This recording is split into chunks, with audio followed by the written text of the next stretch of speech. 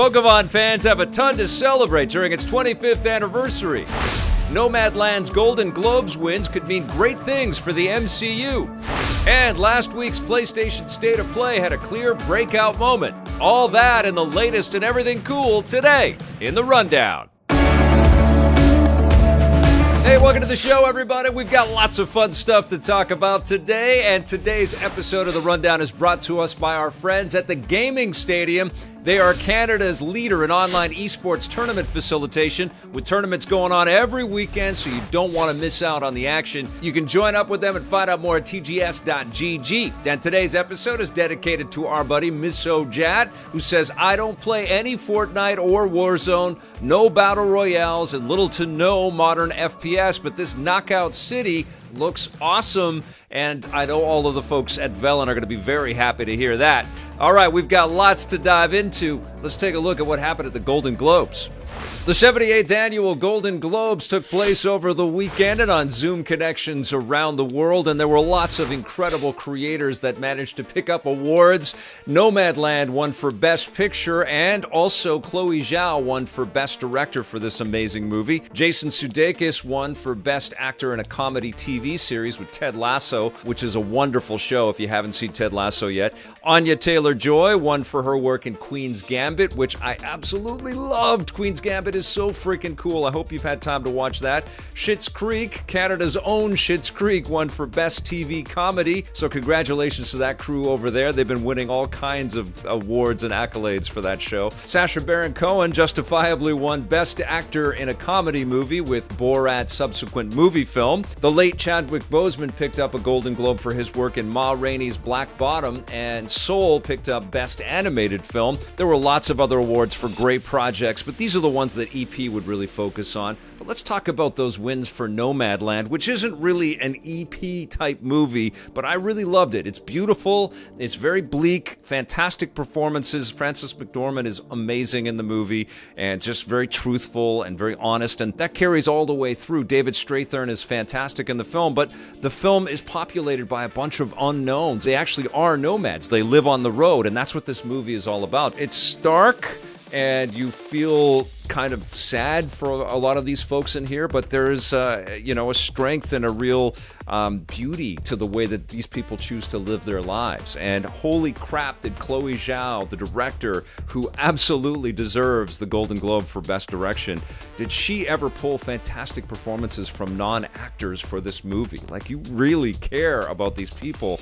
And what's exciting to me is that now she is the director of the Eternals, which is this semi-obscure group of Marvel superheroes. Jack Kirby invented all of these characters. I haven't really jumped into the Eternals yet. I've read a couple of issues of the old Kirby comics, but I don't really know all of the lore and all of the characters. I want the movie to come out and sort of introduce me to all these characters, but it's a really fascinating choice from Kevin Feige and the whole Marvel Entertainment team, going with Chloe Zhao, who's done a few movies, and most of them have been very well received, critical darlings at festivals and things like that, like the Sundance Film Festival. But Nomadland, I think, is probably going to be the one that propels her to real notoriety out there until the Eternals eventually comes out. And of course, we already should have seen the Eternals. It was scheduled to come out in 2020, but it's been pushed back to the end of the year in 2021 because of the pandemic.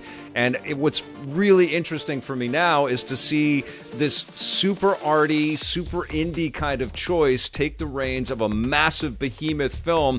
Salma Hayek is in this, Angelina Jolie, Kumail Nanjiani is in this. Lots of really terrific actors, but a disparate sort of grouping of actors. Totally different kind of cast than we see in a lot of these superhero films. But that's been true for Marvel. Marvel's been spot on with its casting, but also surprising us with its casting all the way along. But I want to know, though, have you seen Nomadland? Have you seen some of these Golden Globe winners? But I really want to know how excited you are for the Eternals, especially if you are familiar now with Chloe Zhao's work. Let me know in the comments below. All right, well, now we're just early in the year, but there's been lots of game announcements so far, but Pokémon fans had lots to get excited about for its 25th anniversary.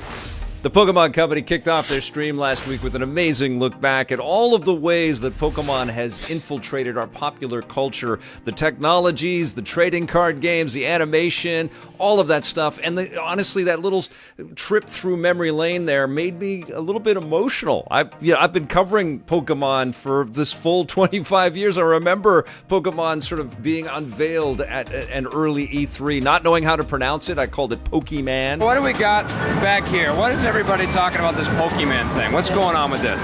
And was a bit confused, honestly, about the whole premise and the concept. And I've just watched it grow and grow and grow. And there were lots of cool reveals throughout this stream last week, including, of course, the Pokemon Legends game Arceus, where we get to go back to the Sinnoh region. It's kind of like a prequel to all of the Pokemon madness that we've seen. And it looks like a huge open world experience, similar in kind of scope to what we saw in Breath of the Wild. Don't know for sure, don't know all of the details, but the action seems to be a little bit more real-time, actually throwing out the Pokeball and capturing the Poke creatures, and same with the way that they're fighting with each other. It should be a very interesting, refreshing take on the tried and true Pokemon formula. But if you want that, of course, there's the Switchified version of Pokemon Snap, which I always thought was kind of a cool idea when I played it on the N64. It wasn't especially adrenaline-fueled or super exciting, but I like the idea of an experiential adventure like this, where you're really just trying to capture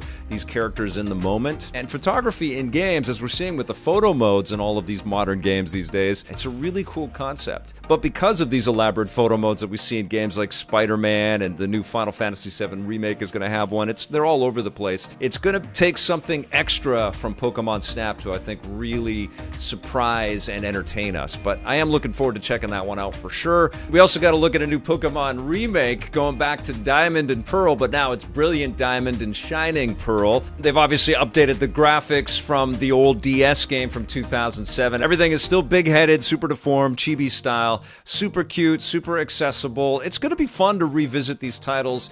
They look much more like they're suited for portable play, as opposed to Legends Arceus, which feels much more like a big screen enterprise with super elaborate battles and lots of area to explore. But there's nothing wrong with the tried and true classic Pokemon experiences, even if they did upgrade them a little bit from the old Game Boy days when they went to DS.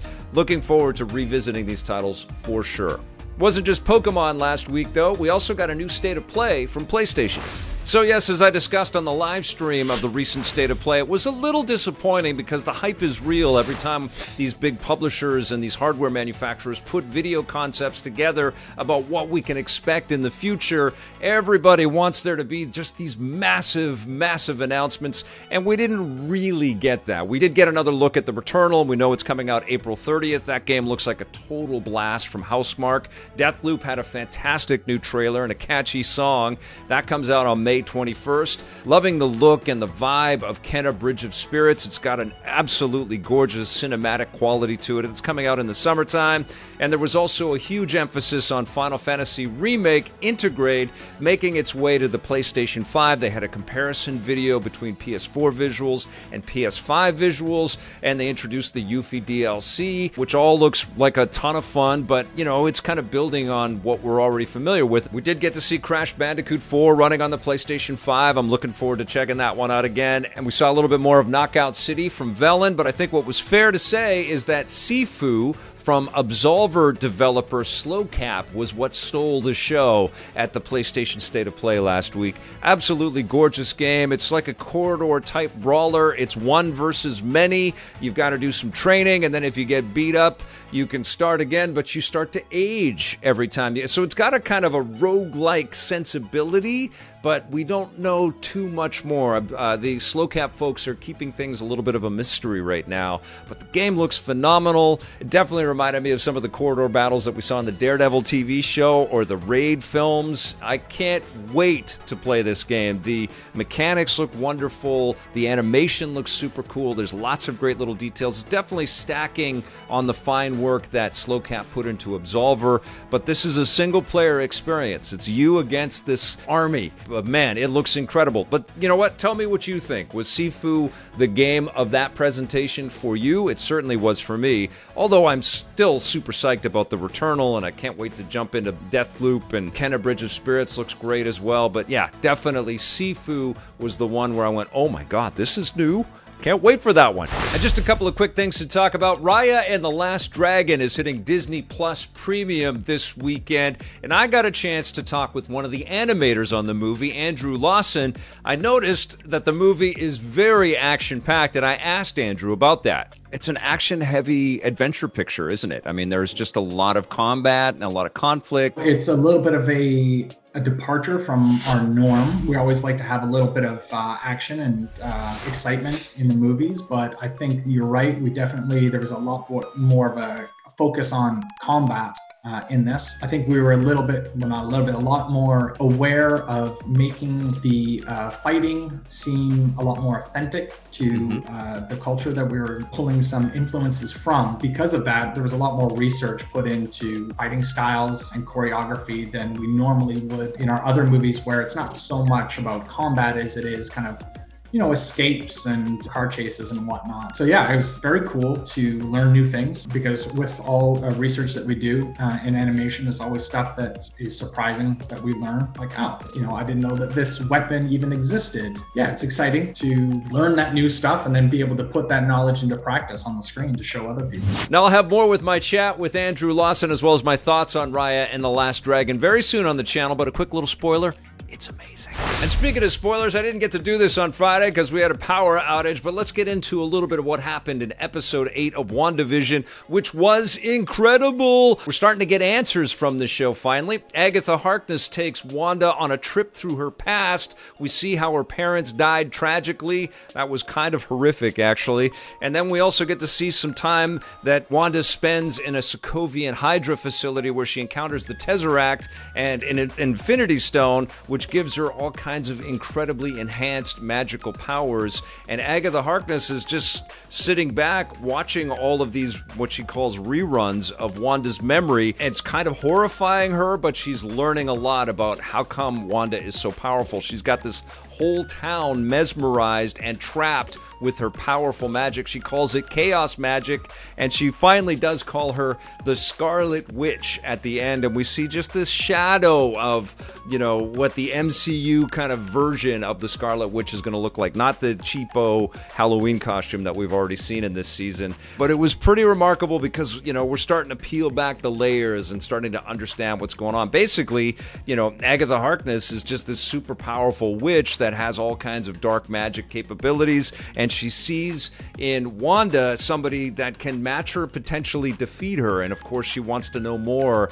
about this character, and we don't know where this is going to go. We don't know if it's going to be a big showdown between Wanda and Agatha, but we are leading to some kind of a showdown because the sword director Tyler Hayward is crafting a new version of the Vision, and he's all white. He's got some of the powers that he's been able to suck out of the Hex with the infected technology that he's been able to preserve. He's bringing the Vision back to life, but not the Vision that we know and love. And there was also just this really sweet moment where we get to see how Wanda and the Vision fall in love, and a fantastic, fantastic, heartfelt moment. Very sad, where Vision tells Wanda that what is grief other than love persevering, which is just a fantastic line. Great episode. Now we head into the finale, and I know that there's going to be some kind of huge epic battle sequence. Probably we will see some kind of a cameo, but maybe not, because there has been a lot revealed. The only thing that was a little disappointing was Pietro was just some kind of magical manifestation of Agatha Harkness. We don't really see the Evan Peters Pietro as some other potential supervillain, at least as far as we know. Everything can change, as we know, with this wonderful show. I'm going to miss it when it's gone, but of course we've got the Falcon and the Winter Soldier to look forward to. But yeah, Disney Plus is killing it with WandaVision. I hope you've been watching, and I envy those that are going to just wait till they're all out and then binge the whole thing. You're in for but you shouldn't have been watching this because this was big spoiler territory. All right, you guys, that's going to do it for our rundown. I'll be back again tomorrow with a brand new episode for you. Thank you to everybody that subscribes to this channel and for all of your support. Thank you especially to our EPN members. We'll see you tomorrow, and until then, play forever.